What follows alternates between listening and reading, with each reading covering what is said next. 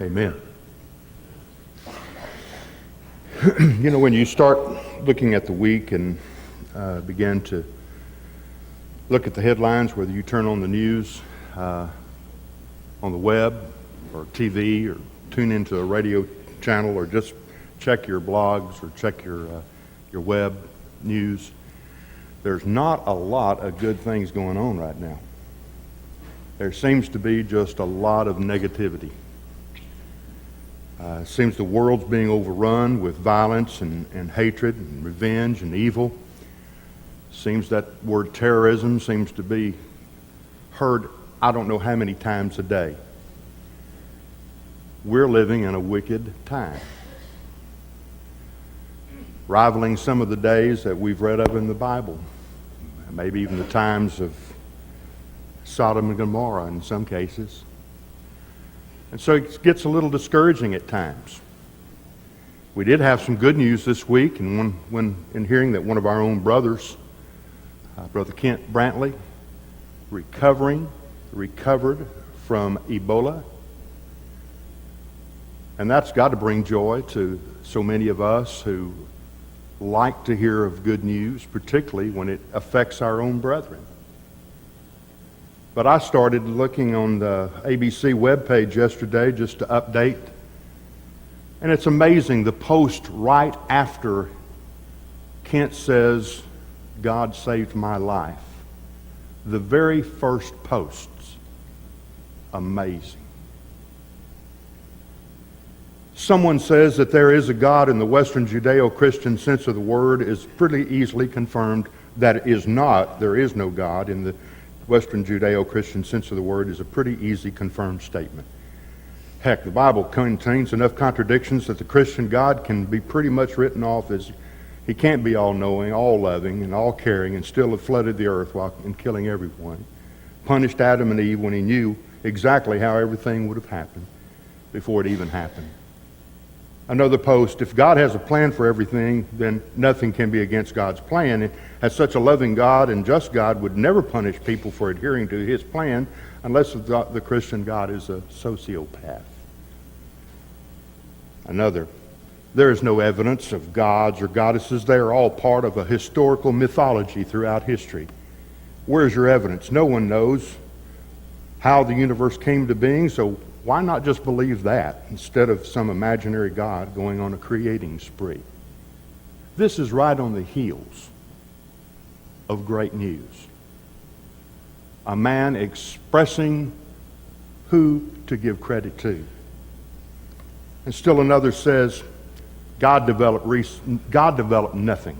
The hard work of medical scientists and researchers did. God saved my life? No, doctor. Science saved your life. Get over it and be grateful. Back to bad news. But I've got good news. The tomb is empty. Now you say that doesn't mean a lot right now in view of what's going on, but it means everything. You might even hear or overhear someone says, you know, what we really need is a miracle. Well, it just so happens that today we're going to be looking at the miracles of Jesus. When we start looking at the miracles that we read in the Bible, we get a different concept of what people are saying today. I hear so many terms referring to miracles. We begin to think that God maybe, if we start thinking he does special things on special occasions, well, that seems to imply then there are things that he does are ordinary. They're just run-of-the-mill. Nothing God does is ordinary. Nothing he does is mundane. But then to say everything is a miracle pretty much cheapens the word, because we know that, we know that when Jesus performed a miracle, it was something very special, something unique.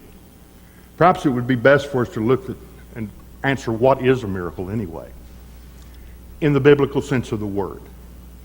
And I would say, first of all, it would be important to say, or it helps me to find out by looking at what it is not. Dr. Kent Brantley I believe, was saved, not only by serum, not only by technology, but the one who is behind all of that. That in itself is a miracle. But not the miracle in the sense of what Jesus would do. We say when a child is born, when I saw my firstborn, it's a miracle. In fact, one of our grandchildren, were it not for technology, wouldn't be here. He's a miracle baby. He shouldn't be here. There have been lots of problems prior to his birth. A young man or a young woman survives a horrendous car wreck. And I say it's a miracle. But not in the sense of the first century. Not in the sense of what my Lord did. And so the next question is, well then, if we know that what it is, well then, or what it's not, then what is it? I have in front of me a list of definitions I could spend another 5 or 10 minutes looking at. But I found one that I think pretty succinctly says the biblical concept of a miracle is an unusual and significant event which requires the working of a supernatural agent, is performed for the purpose of authenticating the message or the messenger. It's an extraordinary event, out of the norm, not according to the ordinary flow of things, for a specific result, for an intent. When Jesus started walking the face of the earth, he made some tremendous claims. At the age of 12, he told his own parents, I must be about my Father's work, his business. And he started making some tremendous statements. Why did he then have to perform miracles? It just flows, doesn't it?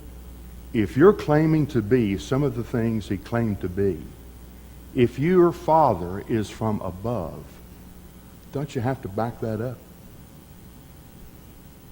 Well, I think there are at least 4 purposes of the miracles that Jesus performed.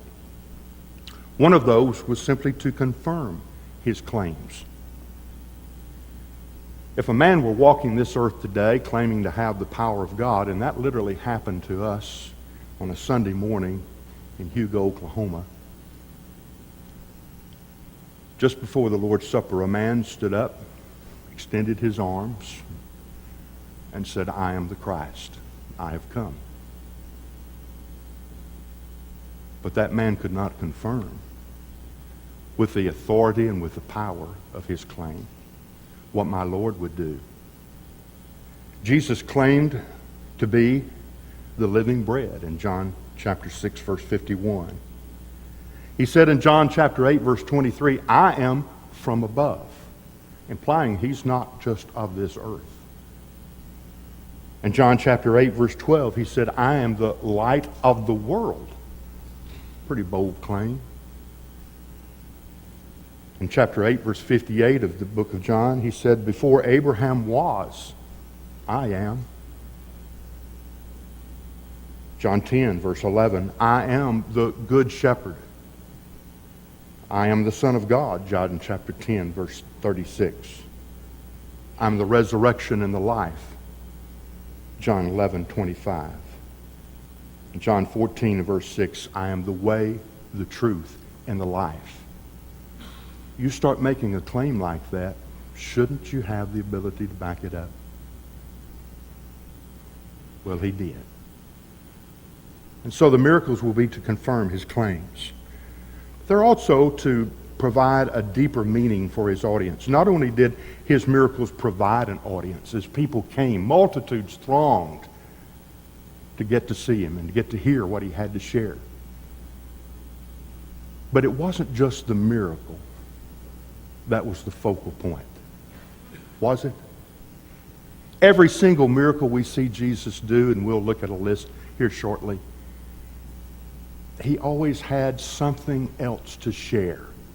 Otherwise, would he not have just healed everybody? Just go to city, or even just from where he sat. Heal the world. But it did provide, as we know, a deeper message when he presented or when he performed a miracle. Another purpose was to demonstrate his care and his compassion. Over and over we will see that. When we begin looking at the scriptures in Matthew chapter 9, verse 36, when he saw the multitudes, he was moved with compassion. If you can see the sin and suffering and the death, the anguish on the faces of your fellow man and not be moved with compassion, well, you don't have his heart. But you certainly see it when he performs a miracle. It hurt. He hurt. Why did Jesus weep at the tomb of Lazarus?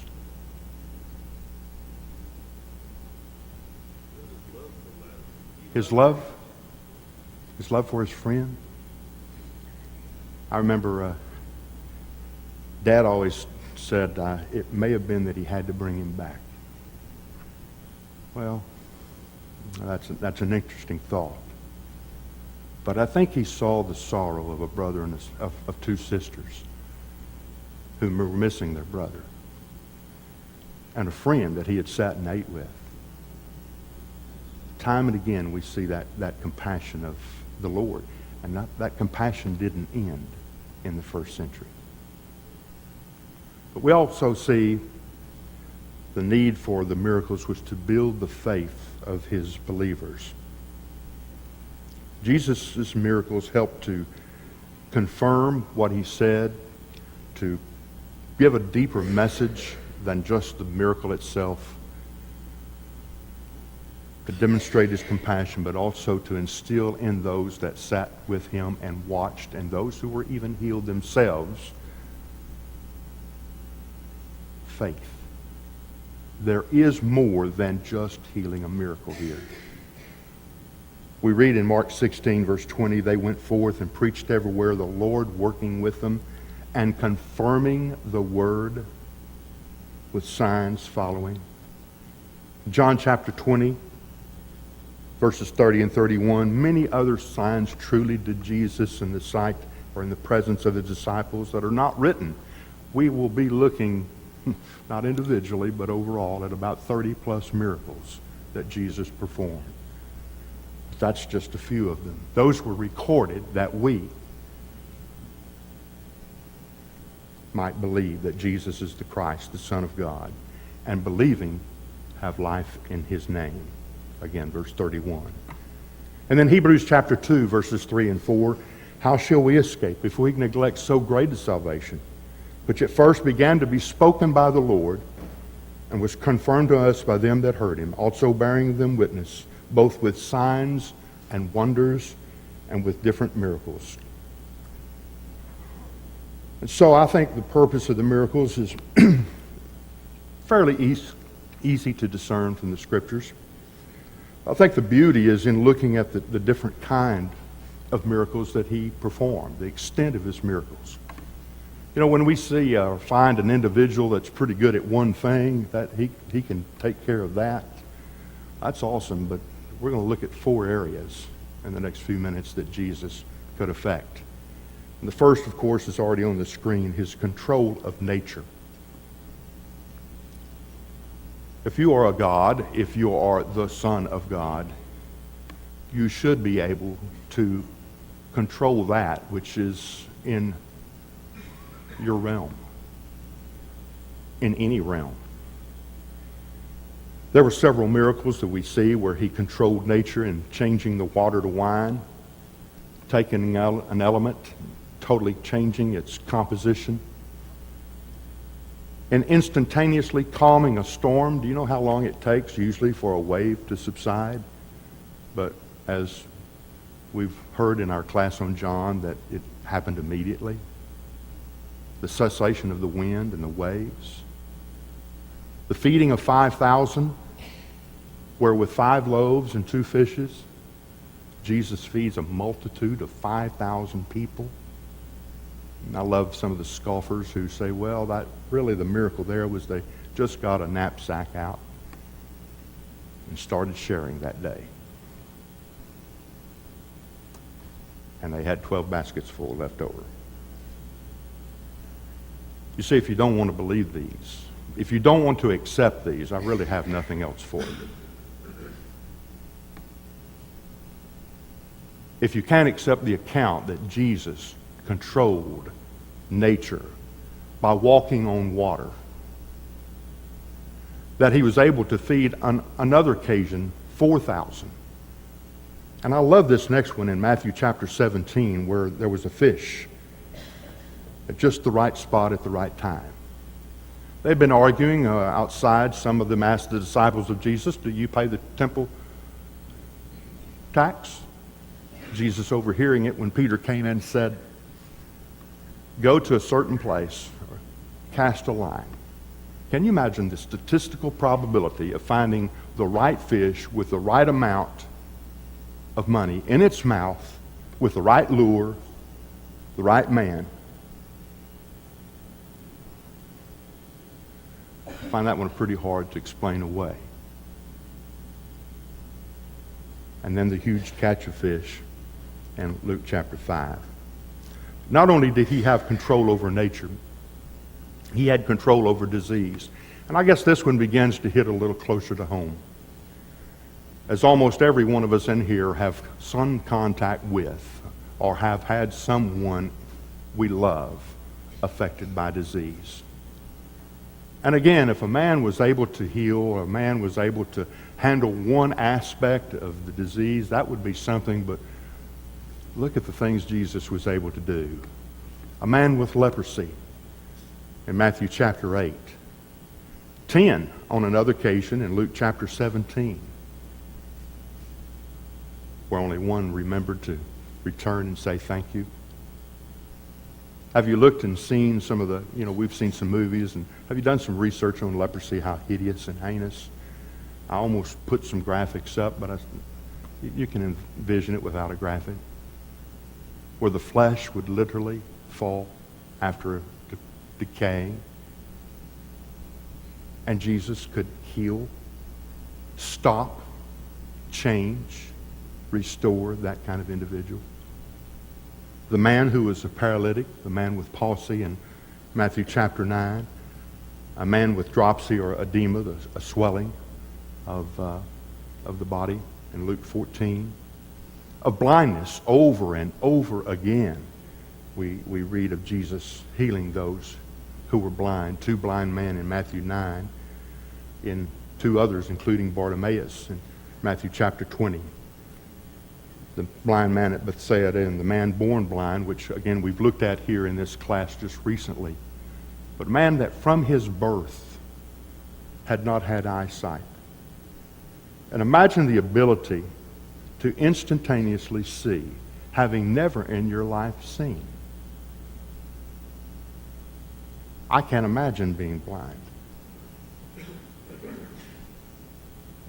I can't imagine one who had never seen what must have been his countenance that day when he opened his eyes and saw his fellow man. He saw what he was eating. He saw where he was going. Jesus had the power. But he also had the power over the crippled woman in Luke 13. The woman with an issue of blood, who will be in a text that we're going to look at shortly. A man with a withered hand. He could change deformity. And even Malchus's ear that had been struck, cut off by Peter when he drew the sword. Jesus could restore a member of the body, the physical body of a man. There were undefined illnesses as well. We know the Roman centurion's servant, Peter's own mother-in-law, a Canaanite woman's daughter in Matthew 15, a nobleman's son at Capernaum, and a sick man at the pool of Bethesda, that hoped maybe someone would just put him in that water when the waters were troubled and he would be made whole. Not sure about some of these diseases, not sure of what they had, but we know that Jesus healed them in these and many other. So Jesus had not only power over nature, the natural world, over diseases, the effects of the sinful, the sin brought on by man, but also he had the power to cast out demons. On several occasions we will read that men who were possessed of actual demons. We may think we've seen demon possession today. I think I know a few people who come close to possessing one. I wasn't looking at Joe either.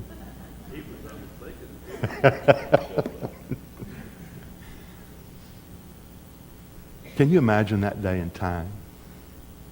And seeing a man, the man that was put outside the city acting like a crazy man, naked, unclothed, and people afraid to even get near him. And Jesus stopping and changing that man's life and casting out that demon. Amazing. The mute demon-possessed man in Matthew 9, a boy with a demon in Luke chapter 9, a demon-possessed man in the synagogue in Mark chapter 1 and Luke 4, and then a man who had several problems, both demon-possessed, blind, and mute in Matthew chapter 12. Yes, Jesus had power over the spiritual realm, if you will. But the one this morning that I think that really shows me, and as if I needed more, his power and the extent of his miracles was the raising of the dead.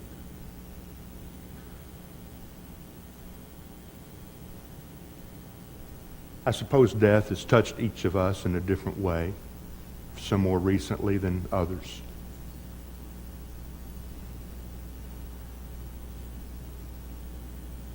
February 6th of last year, at 3:15,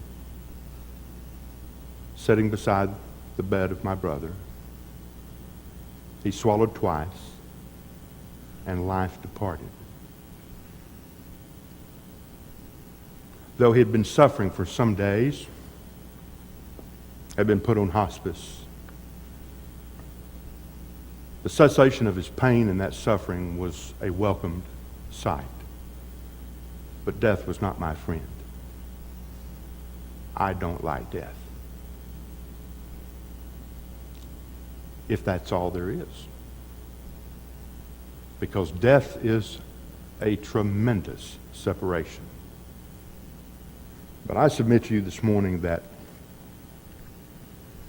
there was a situation, and some of you may have been very close to this. I asked Sharon so I wouldn't get too sensitive. Just a sort of reminder of which of you might have lost someone dear. And I know there's several of you. I've seen you as you've had to deal with those things.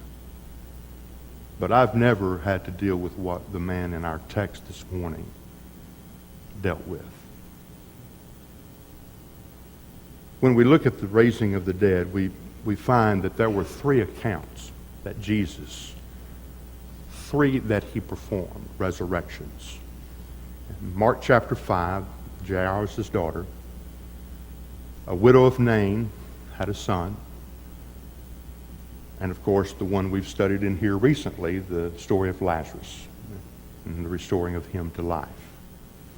This morning, I want you to turn with me to Mark chapter 5. Let's look beginning in verse 21.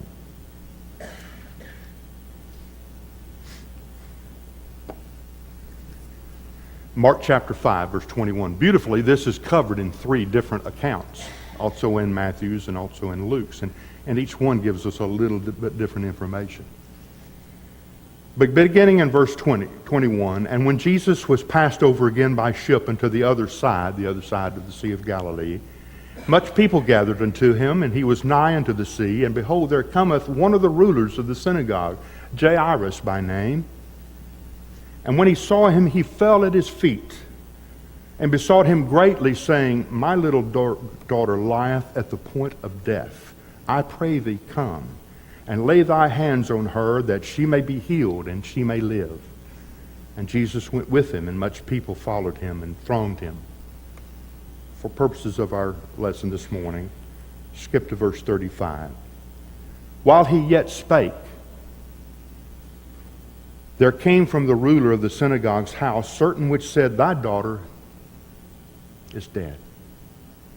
Why troublest thou the master any further? As soon as Jesus heard the word that was spoken, he saith unto the ruler of the synagogue, Be not afraid, only believe. And he suffered no man to follow him, save Peter and James and John, the brother of James. And he cometh to the house of the ruler of the synagogue, and seeth the tumult and them that wept and wailed greatly. And when he was come in, he saith unto him, Why make ye this ado? Why and weep? The damsel is not dead, but sleepeth. And they laughed him to scorn, but when he had put them all out, he taketh the father and the mother of the damsel, and them that were with him, and entereth into where the damsel was lying. And he took the damsel by the hand, and said unto her, Talitha cumi, which is interpreted, Damsel, I say unto thee, arise. And straightway the damsel arose and walked, for she was of the age of 12 years. And they were astonished with great astonishment. And he charged them straitly that no man should know it, and commanded that something should be given her to eat. Now, we could just as easily have taken the widow of Nain. We've recently looked at Lazarus, so I think your memory is there if you've been in the class. But I find this one a very, very special miracle. If you're a father or mother, even a grandparent, the fear of losing one of those little precious ones is unbelievably overwhelming if you love your children. And the thought of this man losing his daughter overwhelms me when I think of losing a child.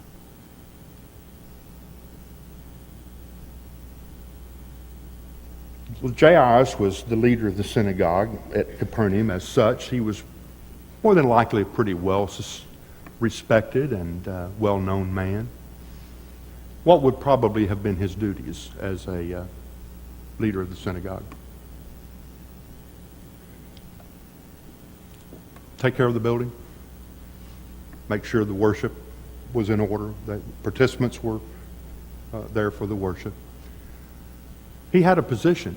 But as a Jew, Jesus' fame was beginning to spread. And what was the reaction of the Jewish hierarchy regarding Jesus right now? Positive? No. Even amidst all these good things that he was doing, it was a tremendously negative response toward Jesus. And this man took a chance, did he not?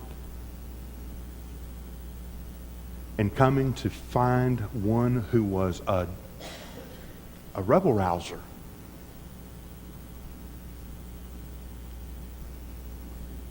But he had a big problem. His daughter was dying. Have you had a big problem lately? Have you? Are you dealing with a big problem? This man had it, but he, thank goodness, had an unhesitating faith. It was limited, but unhesitating. I say it was limited in the fact that, and I find this very interesting, it's sort of how we put Jesus in a certain kind of box at times. He felt if he could just get Jesus to do what?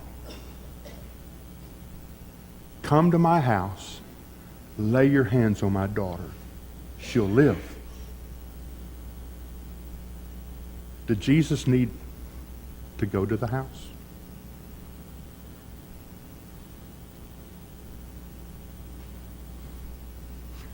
We know the centurion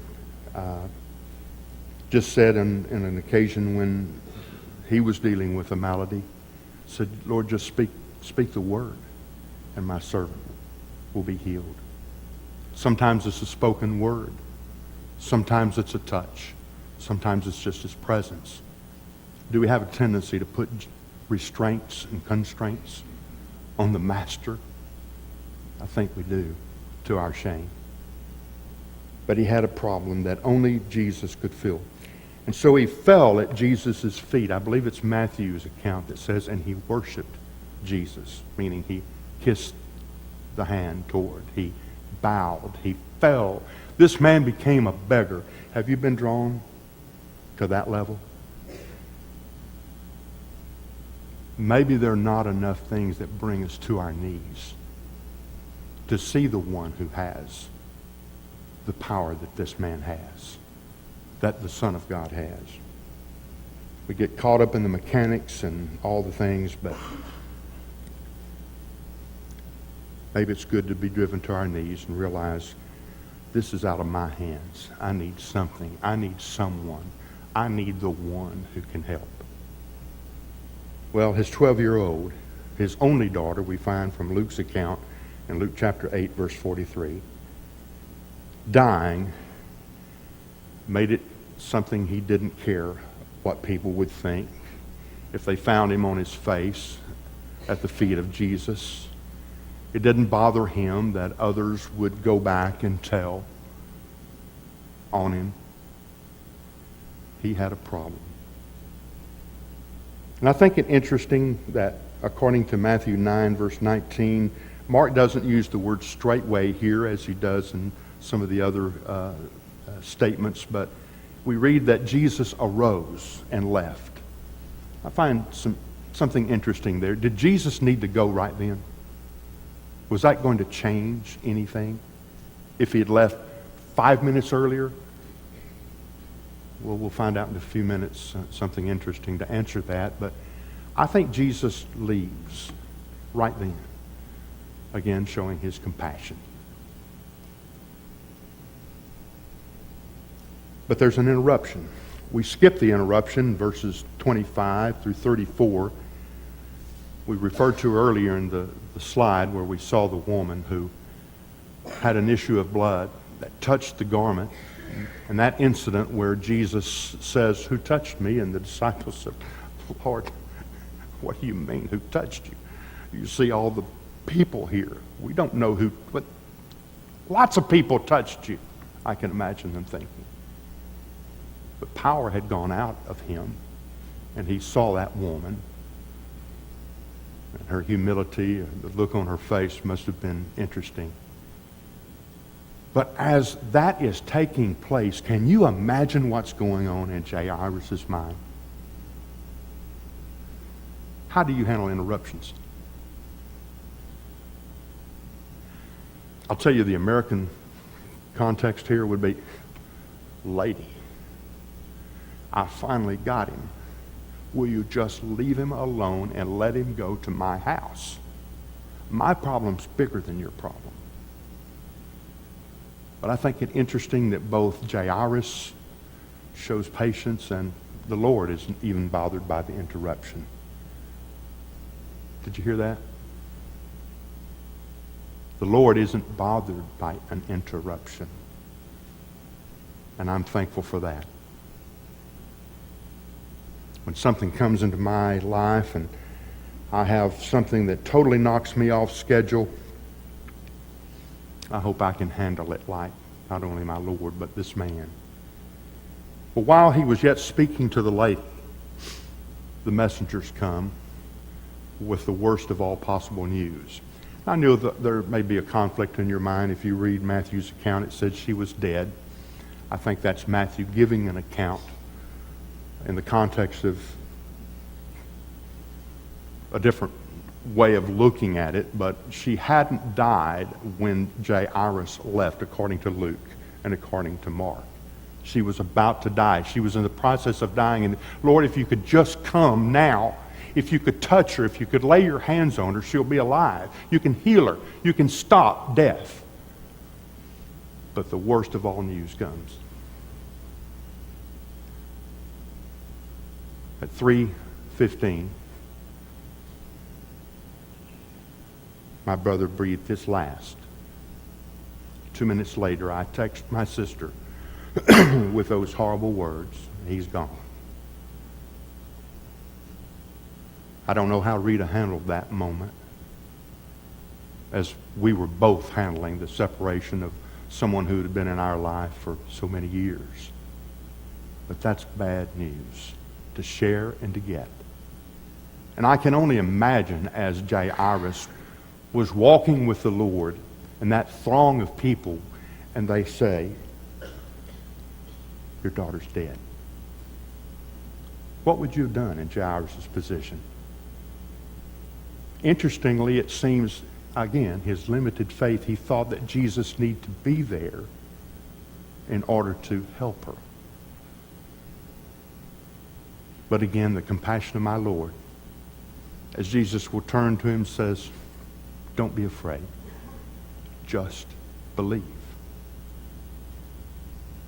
Do we hear that? When we're in the worst of struggles, do we really hear the words of my Lord as he continues to be the King of Kings and the one who answers our prayers and answers our needs, saying, don't be afraid. Just believe. Well, his comfort in the worst of possible moments and times and words leads him soon to the arrival of the house of mourning. Mourning, crying, bitterness. We read, I think it's again in Matthew's account, that there were the flute players, there was the clamor, the noise. In most of our homes, I think this is something of a different custom for us. We like things quiet. When we're at a funeral home, I don't think very many of us want any flute players and loud wailing. But it was an insult in the first century if you didn't have someone showing concern and compassion. So they hired the professional mourners. We know that for fact.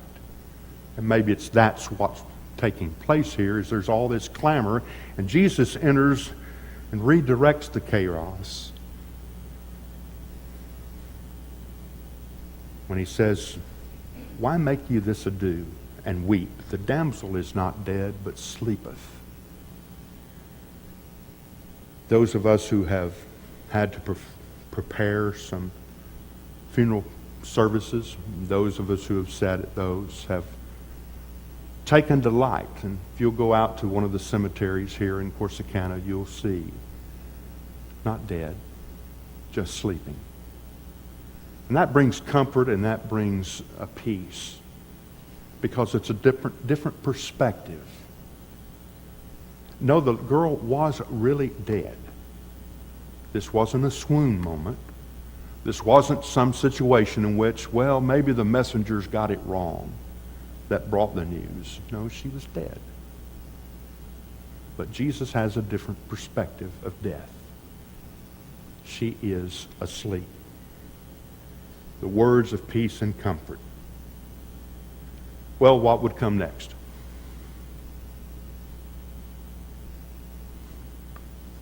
Well, there's that negative bunch again. That negative response, the coarse ridicule, the laughing and the scoffing. I can imagine watching in that room as they said, do you know where you are? Master, you don't even know she's dead? And Jesus will have those naysayers, the doubters, the negative ones removed and put out. Master of the house takes charge. Because his work, it wasn't going to be for show. It wasn't for some CNN newsreel or news flash or MSNBC or even Fox News. This wasn't for curiosity seekers.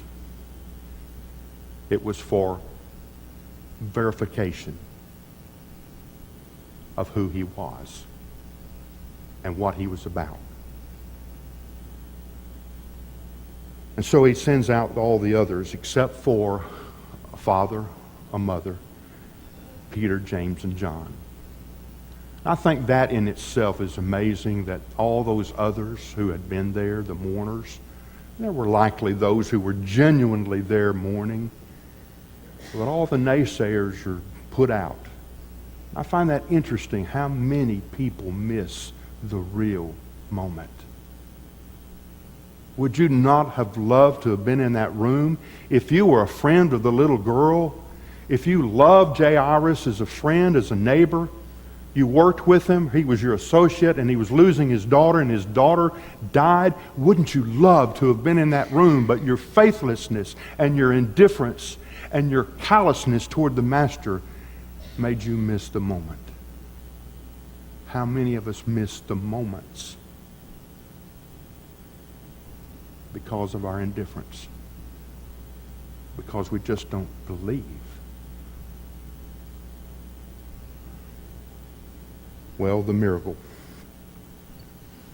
The miracle takes place as Jesus will touch her hand, takes her hand, verse 41, and he says those special words, Talitha Kumi. I'm not Jewish, so I don't know if I said that right. Strictly translated, little girl, get up. In the real translation of the word as I see it from the scholars, it was really, darling, sweetheart, get up. Can you imagine? Can you imagine that moment as that father and that mother see their daughter? That daughter's going to be able to greet him at the door the next time. That little girl is going to be in his house. They will all live to die again. But oh, the magnificent power. And it says they were all astonished. But again, we see the comfort of the Lord when he says, give her food to eat. See, she's back in the real world, and she needs sustenance. She needs food. She's not going to go on without the necessities of just normal living. Alive. And so I said earlier, I think I've got some good news. Because just as this young girl arose, Jesus, that we will find 3 other miracles in the gospel accounts. 2 we referred to, the widow of Nain's son, Lazarus. But oh, that most important one of Jesus himself, as he will arise. And so the question then becomes very apparent. What do the miracles of Jesus mean to me today? The changing of bread, or the making of bread and the making of wine, his power to control nature. His healing of lepers and the blind, his power to remove sin's defilement. His power of casting out demons, his power over the spiritual world. Raising a daughter, a son, a friend. His power of death itself. I'm glad to say that the good news is he's risen. And that same power and these same promises, these same things that he shared, the important things other than just the miracle itself, are ours. O death, where is your victory? O death, where is your sting? The sting of death is sin, and the power of sin is the law. But thanks be to God who gives us the victory through our Lord Jesus Christ. Therefore, my beloved brothers, be ye steadfast, unmovable, always abounding in the work of the Lord. 1 Corinthians 15, verses 56 or 55 through 58. There's no miracle more central to the Christian, to a believer, than the resurrection of my Lord. But in understanding his power, we rejoice that we have forgiveness, redemption, salvation, eternal life. This week, rather than tuning in to some of the news broadcasts and seeing all the negative news that's out there, why not turn to one of those miracles? When you find yourself overwhelmed with despondency and distress and anxiety and just feeling crushed, open up that book of books and look at some of these miracles and see my Lord's power at hand. Still, if he can raise the dead, if he can cast out demons, if he's in control of it all, he can fix our problems, and he will. May you be blessed by his word and the study, and do read the miracles of our Lord. Thank you.